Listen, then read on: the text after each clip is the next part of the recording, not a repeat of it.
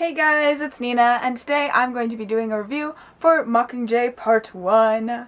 Background with me in the book. I have read the book, I've read all the books, of course, and Mockingjay was my least favorite of all the books. So going into this, I was like, I for once hope that's not close to the book, because the book was really boring for me. It was just my least favorite out of all three of them. I struggled through it. I did think it was really good. I gave it a 7 out of 10 stars on IMDb, but it was more like a 7.5. But yeah, I just thought it had some pacing issues, but overall I did still enjoy it, so it was kind of like in between. I hate giving things number ratings. Overall, I think they did really well. All the actors were, of course, phenomenal, as usual. I think the only thing that bothered me a little with the actors is that we didn't get as much screen time with some of them. Like, I would have liked to see more Finnick, more Haymitch, but then again, they didn't have that big of a role. Jennifer Lawrence, amazing as always. I mean, yeah, it's Jennifer Lawrence. Josh Hutcherson, phenomenal as well.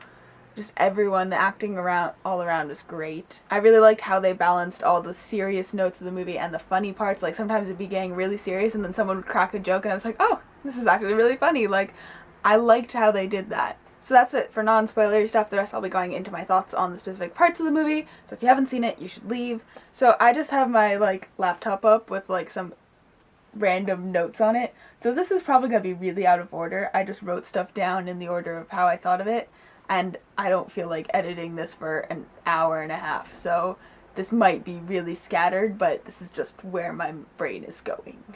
So let's talk about PETA, because I know that's what we all want to talk about first. So PETA, with the propaganda videos and the hijacking, oh my god, I loved how they did all that. I loved how he looked perfectly fine in the first video. He was just chilling with Caesar, and they were just talking, and it was fine, and he was like, oh, let's call a ceasefire, and it's like, okay, you probably don't want to say that, and I'm sorry, but whatever. But then, as the propaganda videos went on, you could see him slowly deteriorating, and oh my god, it was so heartbreaking. But it was so well done, and I loved it. And then the hijacking, oh my god, that was so good. Katniss was, completely caught off guard, and PETA looked so, distressed, and oh my god, Josh Hutcherson is amazing at this. He was already amazing at, the good parts in the first couple of films, being a likable character, but now he's so good at doing the tortured stuff, too. And oh my god, that's a good actor right there. Another character that I really, really liked, or actor, I guess, is Sam Claflin, who played Finnick. Oh my god, I loved Finnick in this movie, and I wish we had more of him, because that actor, I wasn't really sold on with him in Catching Fire, but in this, he was phenomenal. He is so good at doing that tortured stuff. Finnick just looked so sad and broken and depressed, and I love they had that line, it takes yourself 10 times as long to put yourself together as it does to fall apart, and it just flowed so well, because okay, now I'm just going off on a completely other tangent, but sometimes when you put book quotes into a movie, it doesn't quite work, because you're like, wait, look, it just seems awkward sometimes, the wording, because it just doesn't translate. But all of the book quotes that they chose to put in this movie translated really, really well, and I loved how they did that. I remember that quote from the book, and it translated so well. Just Sam Claflin's delivery of it was so good, and Finnick, and oh my god, Finnick was just perfect. And I loved how they did the thing where he had to do his propaganda piece, and he was talking about the prostitution and how he was abused by the Capitol, and I was like, oh my god, I completely forgot about that part. And Finnick, you completely broke my heart, and I love him. And then Finnick, if you paid attention, Finnick was tying knots multiple times throughout the film whenever he was nervous or panicking. He ties knots in his I don't even know how to describe it, but Finnick. Oh my god, I'm just gushing about Finnick right now, but Finnick was one of my favorite parts of this movie.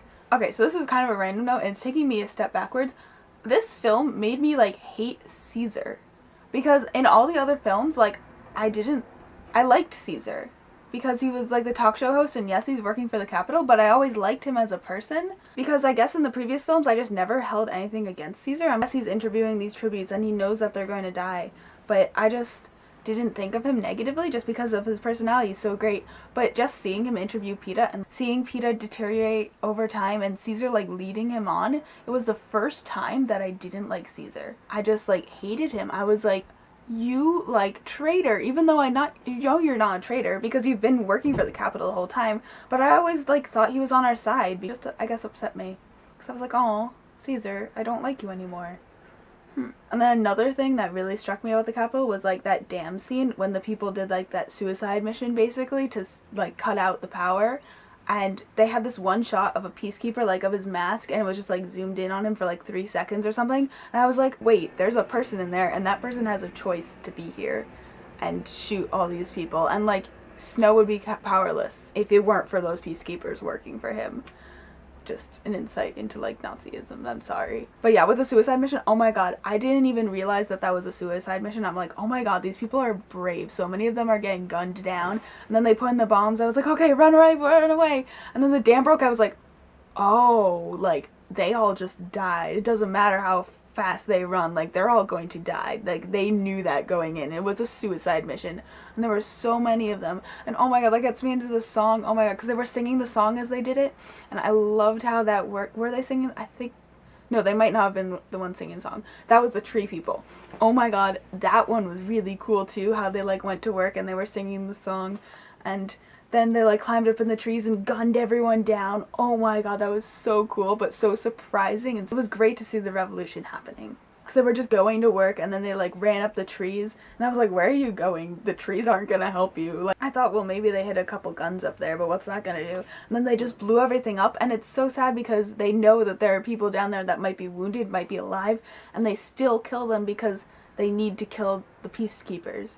And that is just insane. Like, all the sacrifices that those people had to make. And then the song, oh my god, I've been singing that song all day. I just loved that song, the like Hangman Tree one, because I remember that from the book, and the music was just so good. And then the kiss with Gale, since we're talking about that part of the movie. Oh my god, Gale, oh, I hate you.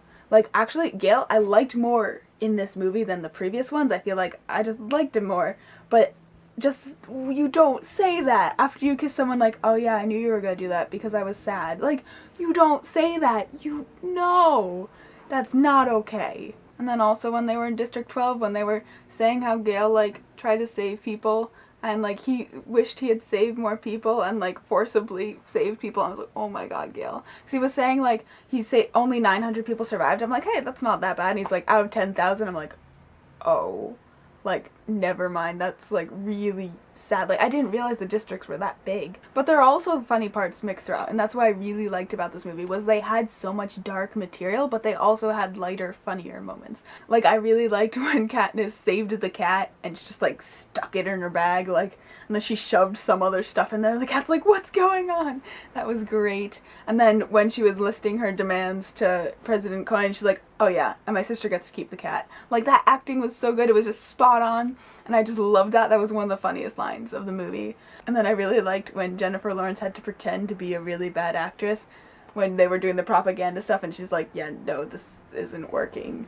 And Haymitch is like, yep, that's how you kill a revolution. Like, it was just great. I loved that. That was probably one of my favorite parts, one of the funniest parts. And I loved sober Haymitch. It was hilarious. I just loved Haymitch. I've always loved Haymitch, but sober Haymitch was just hilarious. He had so many funny lines. So just two more like random things I loved. First of all, Snow's granddaughter was phenomenal. She was my favorite person in Catching Fire. Like, she wasn't in the books, but she's great. Like, she wore her hair in a braid, and he's like, any signs of the rebellion will be, like, killed or whatever.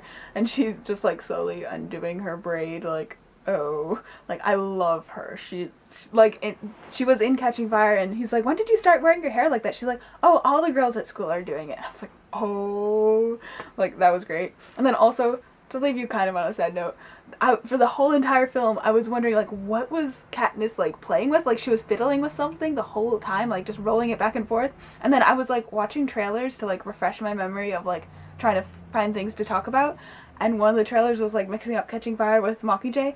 And the thing that she was rolling was the pearl that Peeta gave her in the games. Remember when he, like, found a mussel or clam or whatever they're called, oyster, and it had like the pearl in it, and he gave it to her, and that was the thing she was fiddling with the entire movie, and that makes me so sad. Like, oh my god.